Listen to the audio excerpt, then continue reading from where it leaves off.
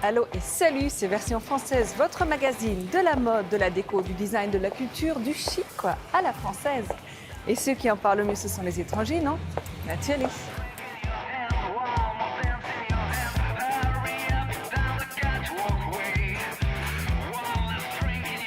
Aujourd'hui, rencontre avec une créatrice de lingerie spécialiste du dessous-dessus et des jolies matières, c'est Vanina Vesperini. Paris, ville stressée, aujourd'hui on vous propose un tour d'horizon des adresses zen de la capitale. Focus sur une gourmandise sucrée typique de la gastronomie française et des goûters d'enfants, le pain au chocolat. Rencontre avec les hommes de Bois Carré, des créateurs de lunettes en bois et écolo. La dernière tendance hype est 100% made in France.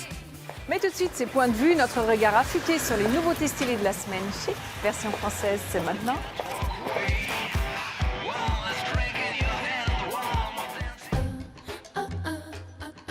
Le Vinyl Club, c'est un abonnement qui vous propose de vous livrer chez vous 2 vinyles par mois, une perle du XXe siècle et une pépite du XXIe. En bonus, si vous n'avez pas de platine, il vous en offre une. Parfait pour une soirée rétro avec les potes.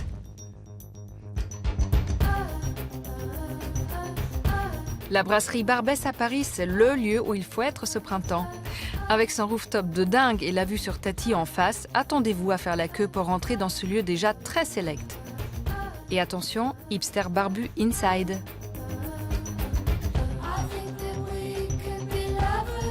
Chez Louis Vuitton, on ne fait pas que des sacs et du prêt-à, mais aussi une parfaite collection de guides très chics pour parcourir le monde, de Sao Paulo à Paris en passant par Hong Kong et leur lot d'adresses select.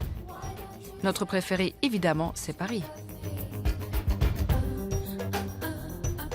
My Jolly Candle, c'est la bonne idée de 2 garçons qui ont voulu casser les codes conventionnels du cadeau. Une bougie aux senteurs telles que fleurs d'oranger ou herbes fraîches dans un packaging pop.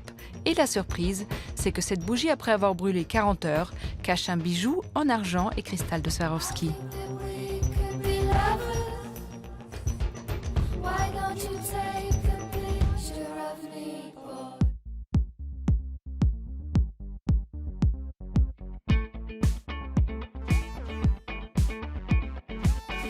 Et tout de suite, Version Française vous emmène voir le dessous chic de Vanina Vesperini, créatrice de lingerie aux collections tellement délicates et féminines qu'on aurait presque envie de se déshabiller, tous à poil.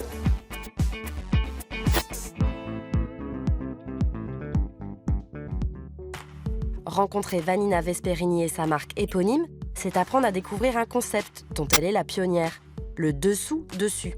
Une façon de se vêtir unique, sexy mais pas vulgaire, où l'élégance côtoie la sensualité.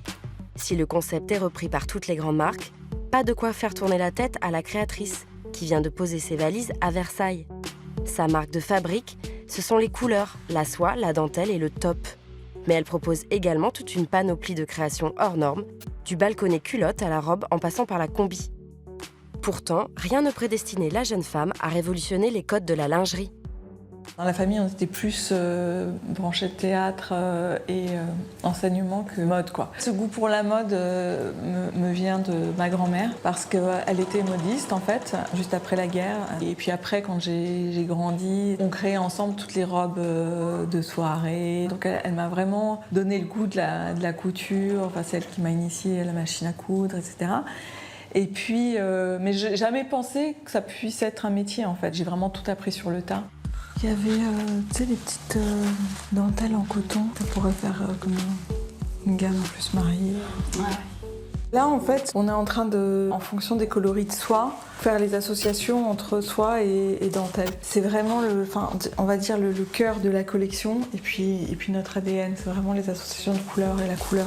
Sa passion pour la lingerie l'amène sur les bancs de l'école S-Mode, d'où elle sort en 1996 avec son concept, le dessous-dessus. Le concept du dessous-dessus, c'est porter la lingerie comme un vêtement. Le dessous-dessus, c'est justement pas mettre d'étiquette et pas mettre un produit dans une case et pas mettre une personne dans une case. On n'est pas séductrice, on n'est pas provocante, on est tout, quoi. Voilà. C'est Dalida qui dit « je suis toutes les femmes » et ouais, c'est ça. Je crois que c'est ça le charme de la femme, quoi. L'originalité de son concept est repérée par l'acheteuse de Takashi Maya, célèbre concept store à New York. Ses modèles s'arrachent en 15 jours, le succès est total. Très rapidement, la jeune femme se fait une place dans le milieu de la mode professionnelle. Et aujourd'hui, son univers haut en couleurs s'exporte partout dans le monde, de la Russie à Dubaï en passant par l'Europe et l'Azerbaïdjan. Tu sais, on a reçu les nouveaux modèles. Du coup, si tu peux nous essayer ça, s'il te plaît. Créatrice et femme d'affaires passionnée, Vanina trouve son inspiration dans l'Antiquité, autant que dans les films des années 50 ou le personnage de Marilyn Monroe. Mais son inépuisable ressource, c'est la féminité. Oh, super. Je suis très sensible en fait à la beauté féminine. Ça m'inspire en fait, ça nourrit en fait mon imaginaire et ça me fait me raconter des histoires pour créer des collections en fait. J'essaye, en tout cas dans mes créations, de donner confiance aux femmes dans le sens où si elles portent un joli top, disons qu'elles ont confiance en elles parce qu'effectivement, elles se sentent belles en fait. La confiance en soi, c'est une arme fatale, quoi. C'est le dernier essayage. Outre la matière, soie et dentelle, l'autre point clé de sa réussite, c'est la minutie. Amoureuse du travail bien fait, ce qui lui a permis d'arriver là où elle est aujourd'hui, ce sont ses convictions et sa détermination. C'est Vanina Vesperini qui donne l'âme et qui donne l'esprit à cette maison. C'est une personne tout d'abord créative. Donc c'est ce pouvoir d'inspirer tout ce qui se trouve autour et tous les gens qui se trouvent autour d'elle. Elle est inspirée elle-même, elle s'inspire beaucoup de ses voyages, de Yves Saint Laurent, de ses icônes, etc. Donc c'est très agréable de travailler avec. J'ai vraiment le sentiment d'incarner vraiment la marque et ce que je mets dans mes collections, c'est forcément moi. C'est-à-dire qu'effectivement, il y a ce mélange de douceur, mais en même temps de conviction. Je suis assez contente de ce qui a été accompli parce qu'effectivement, j'ai exprimé en fait ce que je voulais exprimer sur la femme et sur ma vision en fait de la mode. Et voilà. Des créations faites main qui tutoient la haute couture de la lingerie. Oui, mais à condition de rester accessible, souligne celle qui vient de donner un virage 2.0 à sa marque. Fin 2014, elle sort une appli Vanina Vesperini sur smartphone qui permet à toutes les femmes de personnaliser leur lingerie en choisissant leur couleur et en y apposant leurs propres initiales.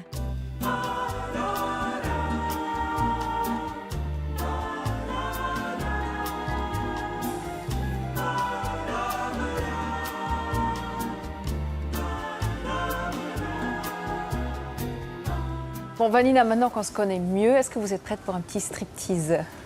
Toujours prête. Votre concept de lingerie, et on peut super bien le voir aujourd'hui, c'est le dessus-dessous. Exactement. Est-ce que vous pouvez l'expliquer un tout petit peu? Le dessous-dessus, c'est simplement pouvoir porter la lingerie comme un vêtement et donc être toujours à la frontière entre la lingerie et le vêtement. Voilà. Et d'ailleurs, il y a une forte tendance en ce moment, c'est le haut du pyjama qu'on porte avec un jean. C'est quelque chose qui vous parle? Oui, en fait, c'est la déclinaison en fait, du top lingerie qui va maintenant jusque effectivement l'ensemble pyjama qu'on peut porter avec des hauts talons à une soirée parce que c'est soyeux, parce que c'est magnifique, etc. C'est le nouveau smoking en fait. Et du coup, pour vous, la frontière entre lingerie, mode, vêtements, elle est où? Est-ce qu'elle est complètement floue? En fait, pour moi, j'ai toujours été entre les deux. Déjà à l'école, quand j'ai présenté mon travail de fin d'année, on ne savait pas où me présenter, si je présentais le jury lingerie ou le jury prêt-à-porter, parce que j'ai toujours été comme ça, dans l'ambiguïté. Et après, quand j'ai démarré ma collection, j'ai dû effectivement choisir un camp, entre guillemets, parce que les acheteurs de grands magasins, c'est lingerie ou prêt-à-porter. Donc effectivement, j'ai choisi lingerie parce que l'ADN de la marque et l'esprit de la marque, c'est quand même lingerie. Mais moi, je me sens toujours, si je dois définir, pour moi, c'est vraiment le dessous-dessus, quoi. Il y a pas de... Je me sens ni lingerie ni prêt-à-porter, je me sens vraiment entre les deux, quoi. Mais c'est ça qui fait aussi le succès de votre marque et de votre style. En tout cas, c'est l'identité. Vanina, je sais que vous êtes corse, mais en fin de compte, vous êtes quand même une vraie Parisienne. Pour vous, la vraie Parisienne, elle ressemble à quoi? Comme le dessous-dessus, moi, j'aime pas mettre les personnes dans une case. Et justement, je dirais que la vraie Parisienne, elle a sa propre personnalité. Je lui donnerai pas un code particulier. Je dirais que elle a une allure de pouvoir assembler justement des choses, de pouvoir mixer des produits très luxe avec des produits beaucoup moins luxe, etc. Mais toujours rester chic et d'avoir une allure parisienne que les étrangères en tout cas nous envient et puis reconnaissent. C'est-à-dire que moi, je peux aller n'importe où, tout le monde me dit, vous êtes française. Je sais pas pourquoi, mais c'est comme ça, quoi. Alors, En tout cas, une chose est sûre que toutes les Parisiennes ont en commun, elles sont stressées. Donc du coup, on vous a dégoté pour vous et pour tout le monde des adresses zen de la capitale.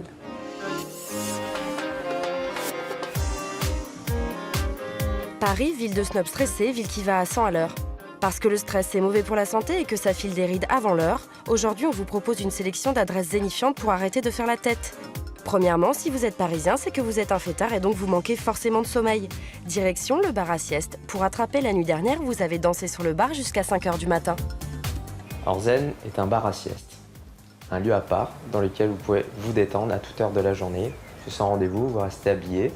Les siestes sont massantes, permettent de vous détendre assez rapidement. La sieste standard est de 20 minutes, donc nous proposons des siestes qui durent entre 15 et 45 minutes, donc selon vos besoins, votre niveau de fatigue.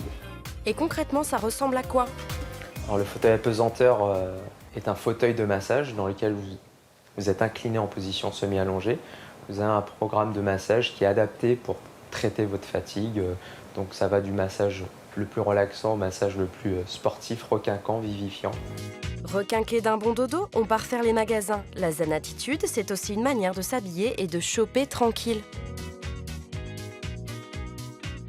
Le concept centre commercial, c'est une boutique qui a été ouverte par les 2 fondateurs de Veja il y a près de 3 ans maintenant. C'est 150 mètres carrés dédiés à la mode, avec des projets qui sont mis en avant, qui ont des partis pris sur le savoir-faire, les matières premières, tout ce qui est la dimension environnementale, sociale et une dimension locale aussi. Ici, c'est mode engagé et slow shopping. Le centre commercial, rien que nom, est un nom ironique en fait, qui justement tourne à la dérision cette notion de centre commercial. Ici, vous n'êtes pas dans un mall, mais dans une boutique à taille humaine. On est dans un quartier propice au slow shopping. Donc du coup, on a voilà, le canal qui est juste à côté, une envie différente de flâner. On propose une sélection de mode, donc hommes et femmes, avec des projets différents. Également de la chaussure, de la basket, bien sûr. On propose aussi des bijoux. On a aussi une sélection d'objets de brocante, donc qui nous sont sélectionnés par notre brocanteur et qui font que la boutique est en perpétuel changement, toujours dans une configuration différente. Une bonne session de slow shopping plus tard donc, on se retrouve à l'hôtel Georgette et on file dans la chambre du dernier étage. Ici, 2 architectes déco ont imaginé une pièce pour nous faire planer. Alors, cette chambre en particulier a été traitée vraiment sur une orientation zen. Nous sommes sous les toits. On a voulu vraiment créer un cocon particulier avec de très jolis matériaux qui vont se juxtaposer sans jamais se heurter. Donc on va passer de l'ardoise au bois, à la toile de laine, à la fourrure. On a la chance d'être sous les toits. On a pu placer le lit sous la fenêtre. Donc la nuit, on peut admirer les étoiles avant de s'endormir. Et dans la journée, on peut regarder le ciel, regarder les nuages passer.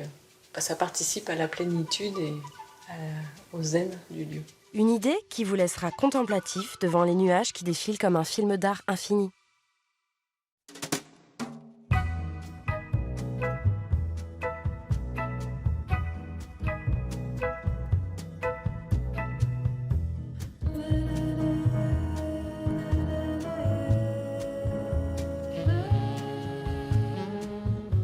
Vanina, votre endroit zen à vous, alors ça c'est où?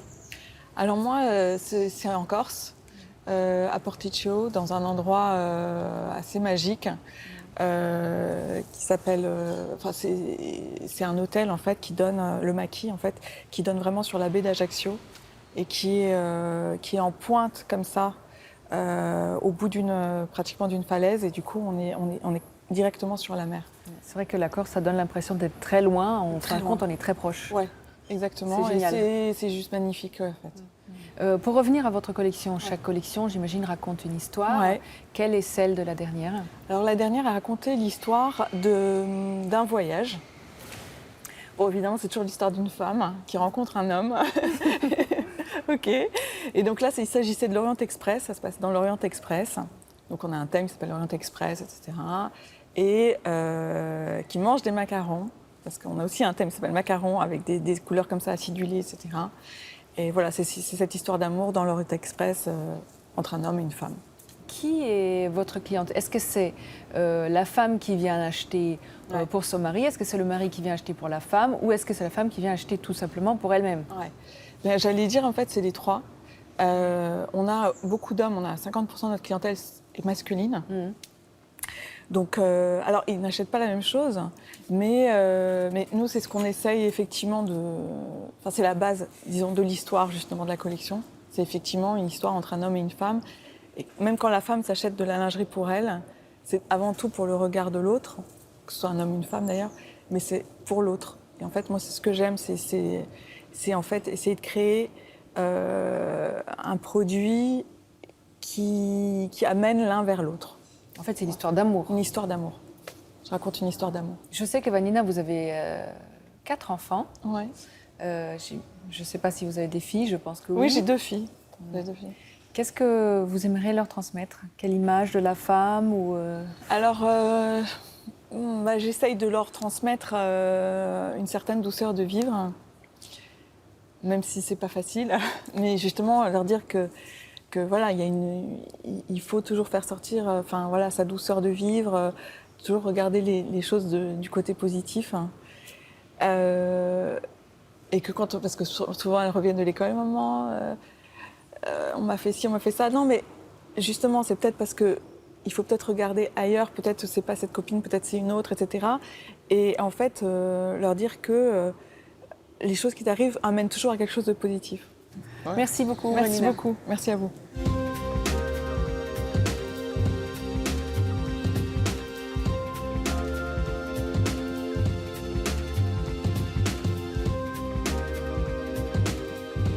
Qu'est-ce qu'il y a 2 bars qui est doux et moelleux et qui vous ravit dès le petit déjeuner avec votre café? Le pain au chocolat, bien sûr. Focus sur la viennoiserie préférée des Français.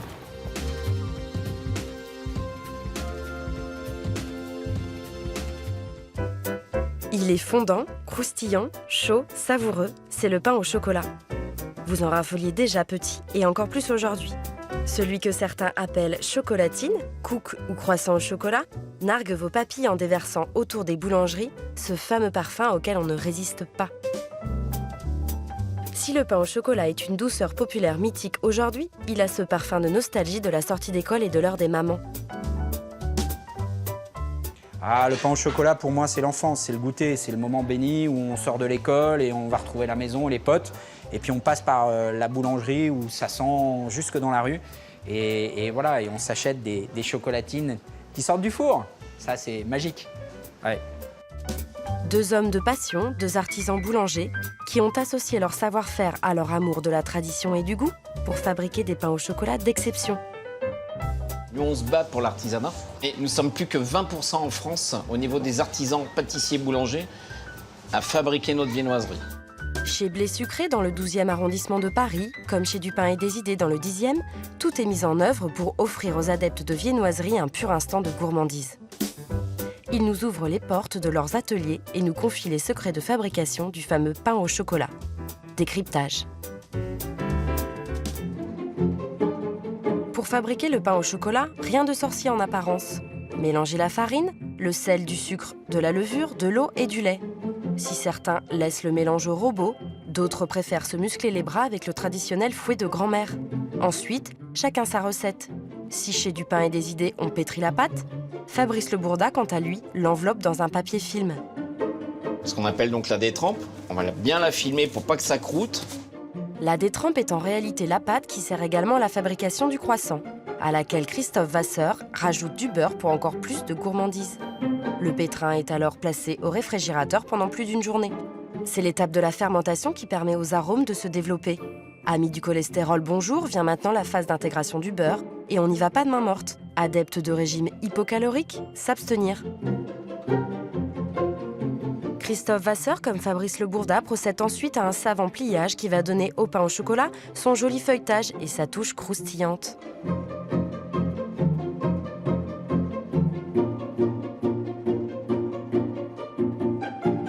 Avec la bicyclette, nos artisans boulangers découpent des parts régulières dans la pâte qui, en un coup de main habile, se transforme sous nos yeux en une vingtaine de petits pains au chocolat. Quelques heures supplémentaires de maturation en chambre humide plus tard, la magie opère. Ne reste alors plus qu'à badigeonner la chromatine d'œuf pour que la robe dore à la cuisson.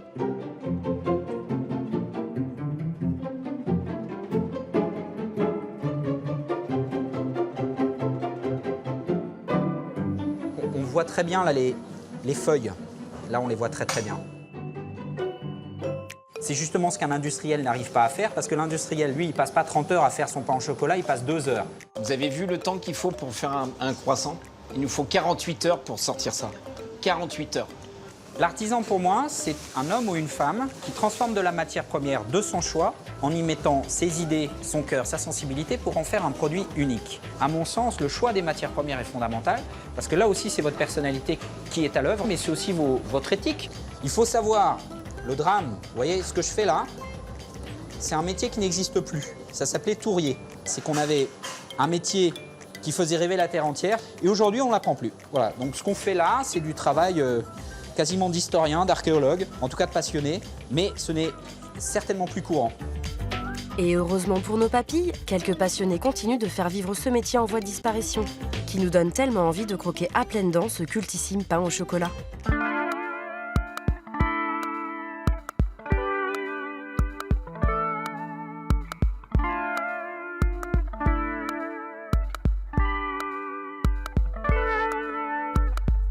Notre relève cette semaine, ce sont les créateurs de lunettes Bois Carré.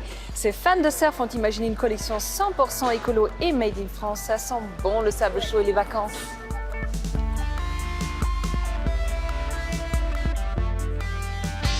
Bienvenue chez Wait.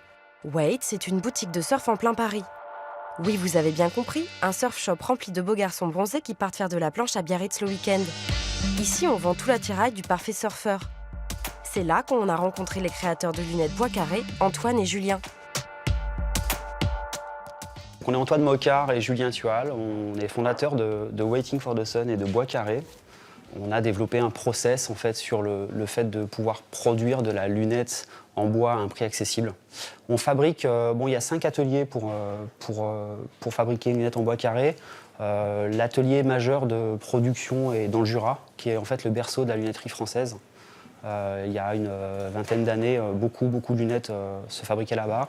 Aujourd'hui, il reste quelques petits ateliers. C'est un peu les derniers des Mohicans, donc on travaille dans une toute petite structure avec des machines qu'on a remis en route. Il y a des machines qui n'avaient pas été utilisées depuis une cinquantaine d'années. Retour vers le futur et les machines réveillées par la team Bois Carré, en plein cœur du Jura. Ici, le savoir-faire des artisans opère pour créer des lunettes de A à Z. Et tout ça, 100% made in France et dans le respect de l'écologie.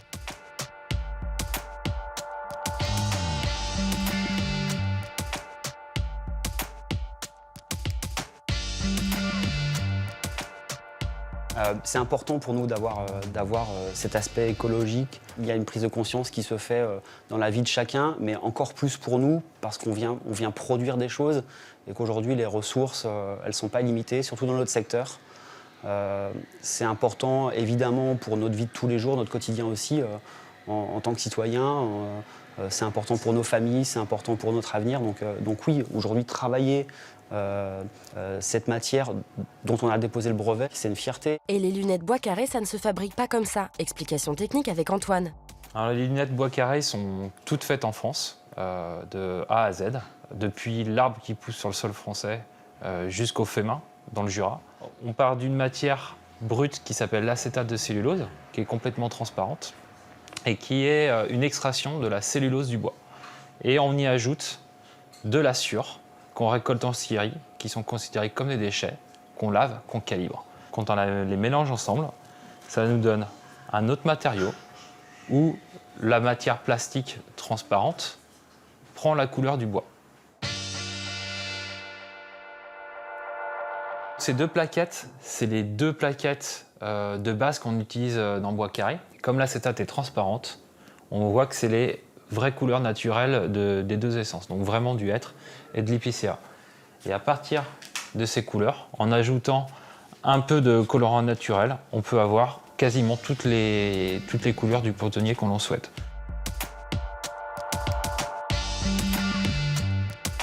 Mais au fait, c'est quoi ce nom Bois Carré ?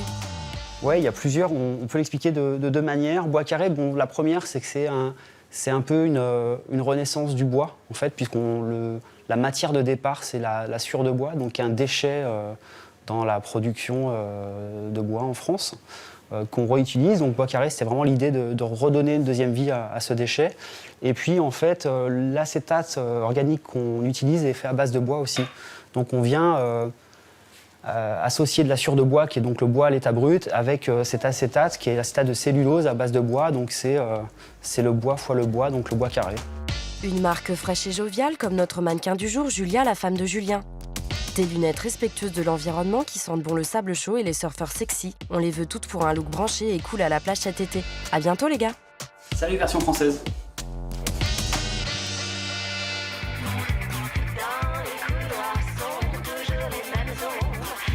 Version française, c'est fini pour aujourd'hui. Alors soyez chic toujours et retrouvez-nous la semaine prochaine. Ciao!